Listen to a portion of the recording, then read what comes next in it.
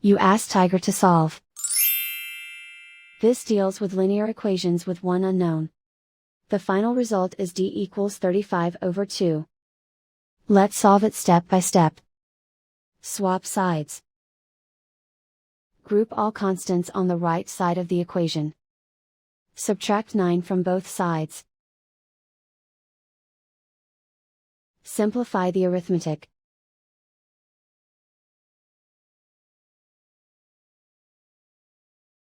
Isolate the d.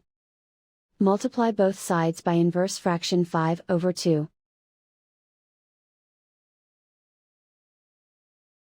Group like terms. Multiply the coefficients. Simplify the fraction.